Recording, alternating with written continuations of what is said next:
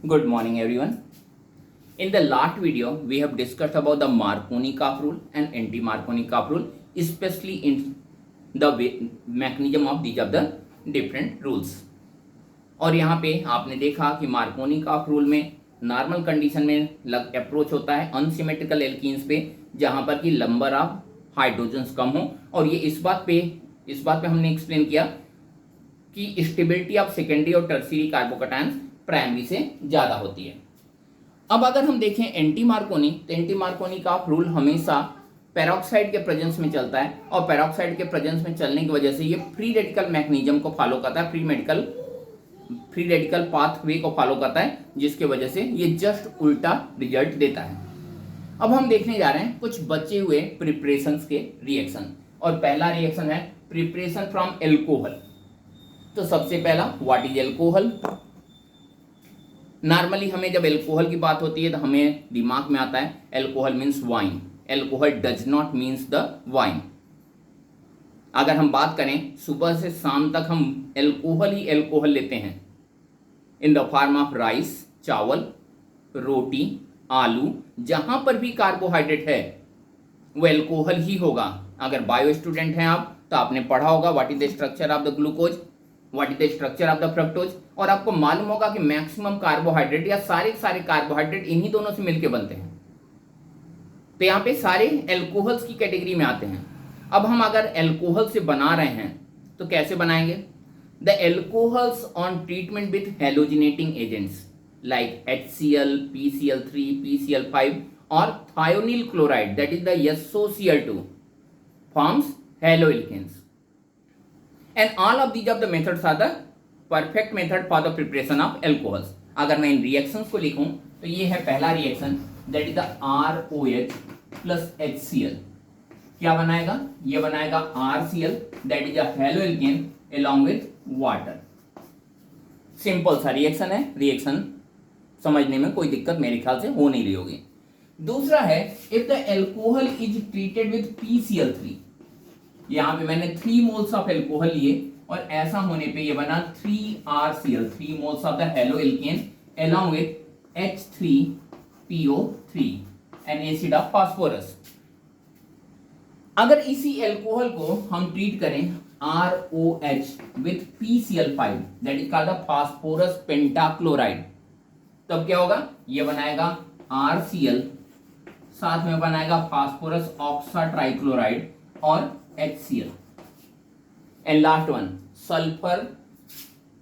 Thionyl chloride के साथ, ये है ROH। जब ये रिएक्ट करेगा SOCl2 के साथ, ये बनाएगा RCl और साथ में बनाएगा SO2 और HCl। सब में देखिए RCl बन रहा है, सब में हेलोएल्केन बन रहा है, और यहाँ पे मैंने सब एग्जाम्पल में RCl लिया है। इसका ये मतलब नहीं है कि सिर्फ क्लोरीन ही इस तरह के रिएक्शंस को देता है, ब्रोमीन या आयोडीन भी इस तरह के रिएक्शंस को देने के लिए कैपेबल है। अब यहाँ पे अगर आप पूछें कि which one of the following is the best reaction for the formation of haloalkane, तो यहाँ पे आपकी बुक में लिखा हुआ है कि this is the best reaction. And why this is the best reaction, because when you will see the product along with byproduct, then this is the haloalkane. Water is the byproduct which is a liquid. In the second case, haloalkane के साथ H3PO3, अगली बार POCl3HCl, इन सब का separation करना पड़ेगा। Haloalkane से अलग करने के लिए आपको एक सेपरेशन टेक्निक यूज करनी पड़ेगी जिससे ये सेपरेट होंगे, अदरवाइज इनका सेपरेशन पॉसिबल नहीं है बगैर टेक्निक के।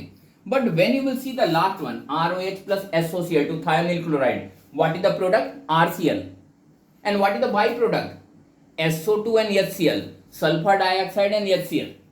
सल्फर डाइऑक्साइड एक गैस होती है, शायद मालूम है, और HCl भी गैस होती है। कभी कभार आपको ये सुन के अजीब लगता है, लेकिन HCl भी एक गैस है।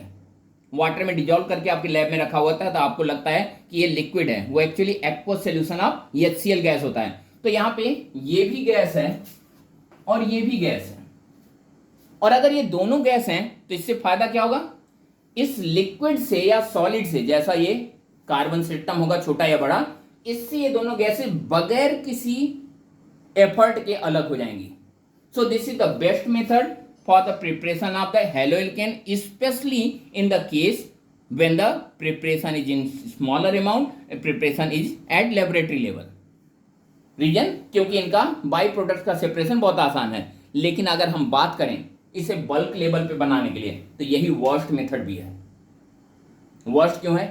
बाई प्रोडक्ट बन रहा है सल्फर डाइऑक्साइड और HCl, बल्क लेवल पे बनेगा तो इनका अमाउंट ज्यादा होगा, ढेर सारा सल्फर डाइऑक्साइड बनेगा, ढेर सारा HCl बनेगा, जिसे अगर हम एटमॉस्फेयर में रिलीज कर दें तो HCl एक एसिड है और SO2 एटमॉस्फेरिक ऑक्सीजन के साथ रिएक्ट करके SO3 बनाएगा, सल्फर ट्राईऑक्साइड, जो जब वाटर से रिएक्ट करेगा SO3 प्लस H2O तो क्या बनाएगा? Sulphuric acid.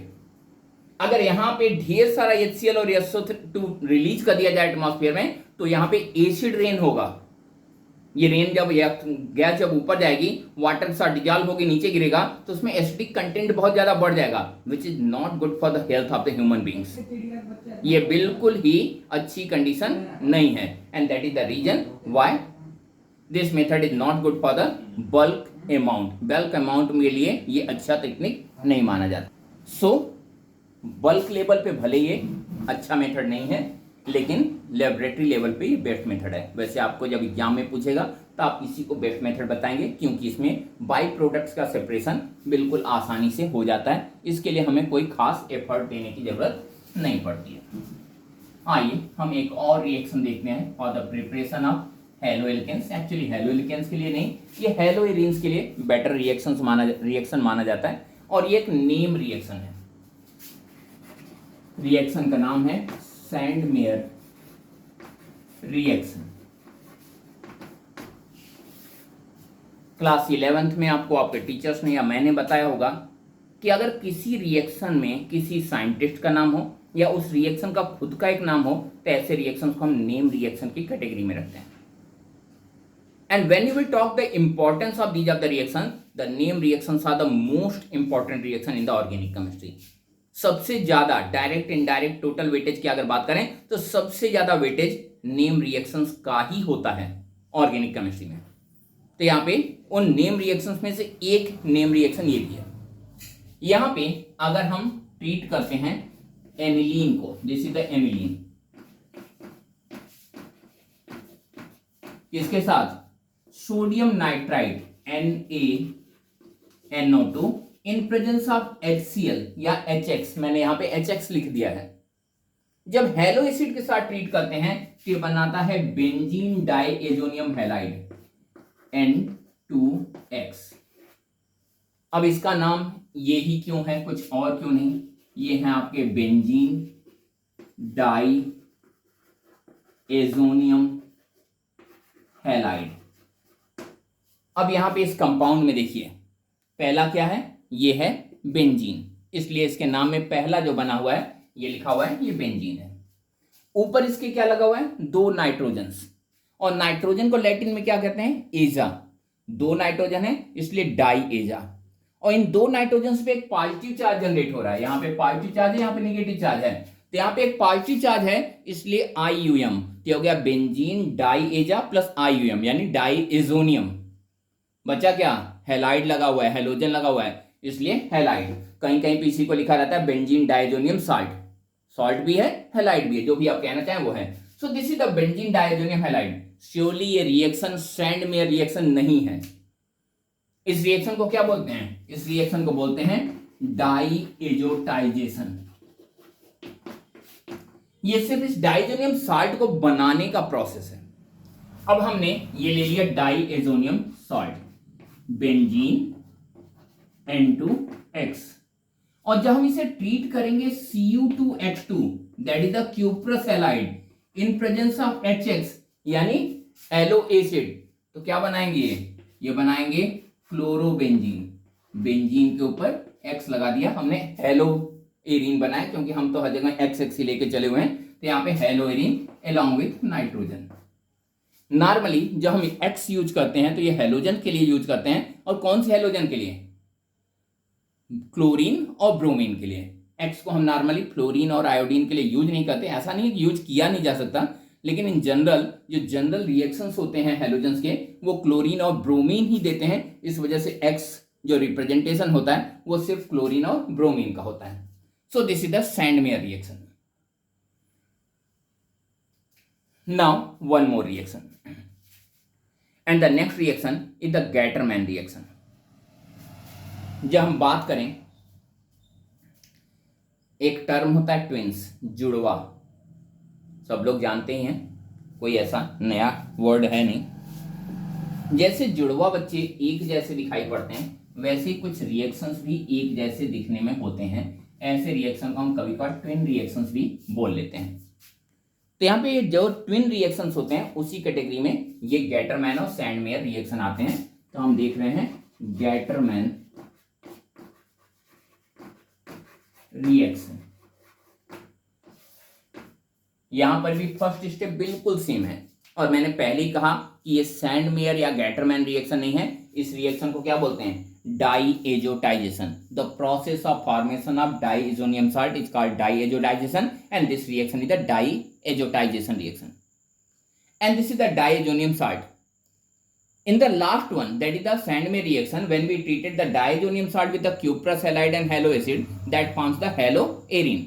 What's about the Gattermann reaction? When we treat the diazonium salt with copper and halo acid, क्या बनाएगा? ये भी बनाएगा हेलोएरिन, साथ में नाइट्रोजन। तो अगर देखें तो रिएक्टेंट सेम है, यहाँ पे रिजेंट सेम है, इंटरमीडिएट सेम है, प्रोडक्ट सेम है, बाई प्रोडक्ट सेम है। अगर कुछ इकलौता डिफरेंट है तो ये है। सैंडमेयर रिएक्शन में हमने लिया था क्यूप्रस हैलाइड, और यहाँ पे क्या ले रहे हैं? Pure copper metal, and that is the difference between Sandmeyer and Gattermann reaction. The Sandmeyer reaction gives better yield with respect to the Gattermann reaction. Gattermann reaction से Sandmeyer reaction का yield better होता है, इसलिए वो preferred reaction होता है। ये उतना prefer नहीं किया जाता। So this is the reaction for the formation of the haloarines. यहाँ पे कॉपर और हेलो एसिड की जगह पे हम चाहें तो डायरेक्टली Ki यूज कर सकते हैं। अगर आपको आयोडो कंपाउंड चाहिए तो यहाँ पे आयोडीन लग जाएगा। सिर्फ आयोडीन के लिए या आयोडोबेंजीन के लिए ही हम इस तरह से डायरेक्ट यूज कर सकते हैं, अदरवाइज क्यूप्रस सिस्टम ही या कॉपर विथ हेलोजन ही लेना चाहिए, वही आपके रिएक्शन को प्रोसीड करता है। So this was the name reaction and one of the most important reaction, and these were the reactions for the preparation of the haloalkanes and haloarenes. इसके अलावा एक रिएक्शन है जो मैंने पढ़ाया नहीं, और वो है direct halogenation of benzene. Class 11th में आपने 5 रिएक्शंस पढ़े थे, that was the halogenation, nitration, sulphonation, Friedel-Crafts alkylation and acylation. जिनको हमने जिस हेडिंग में पढ़ा था वो था electrophilic substitution reaction of benzene. तो यहाँ पे इलेक्ट्रोफिलिक सब्स्टिट्यूशन रिएक्शन पढ़ा था, वही सेम रिएक्शन, इसलिए मैंने दोबारा पढ़ाया नहीं। तो हमारा नेक्स्ट टॉपिक है the physical property of the haloalkanes and हेलोएरिन्स, जिसे हम नेक्स्ट वीडियो में डिस्कस करेंगे। तो यहाँ पे इस वीडियो में इतना ही, तब तक के लिए thank you and have a nice day.